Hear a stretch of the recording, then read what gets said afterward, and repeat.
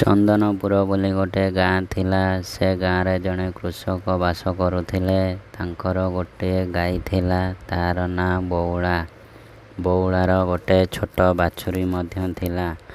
ଗାଁକୁ ଲାଗି ଗୋଟିଏ ଜଙ୍ଗଲ ଥିଲା।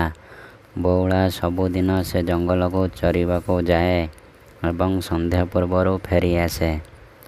ଦିନକର ଘଟଣା, ବଉଳା ଜଙ୍ଗଲରେ ଘାସ ଚରୁ ଚରୁ କେତେବେଳେ ସନ୍ଧ୍ୟା ହୋଇଗଲା ଜାଣିପାରିଲା ନାହିଁ। ଘରକୁ ଫେରିବାକୁ ଡେରି ହୋଇଗଲା। ବଉଳା ବାଟରେ ଫେରିବା ବେଳେ ଗୋଟିଏ ବାଘ ହାବୁଡ଼ରେ ପଡ଼ିଲା। ବାଘ ତାକୁ ଖାଇବ ବୋଲି କହିଲା। ବଉଳା ଅତି ଦୁଃଖରେ କହିଲା, ମୋ ଛୁଆ ସକାଳୁ କିଛି ଖାଇନଥିବ, ଭୋକରେ ଥିବ। ମୁଁ ତାକୁ କ୍ଷୀର ଦେଇ ଆସିଲେ ମୋତେ ଖାଇବ। ବାଘ ମାନିଲା ନାହିଁ।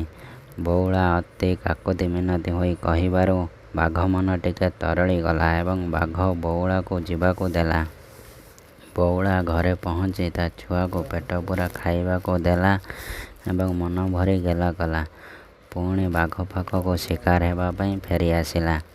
ବାଘ ବଉଳାକୁ ଦେଖି ଆଶ୍ଚର୍ଯ୍ୟ ହୋଇଗଲା ଏବଂ ଭାବିଲା, ଯିଏ ନିଜ କଥା ରଖି ପୁଣି ମୋ ପାଖକୁ ଆସିଛି, ସେ ନିଶ୍ଚୟ ଗୋଟିଏ ଭଲ ପ୍ରାଣୀ ହୋଇଥିବ।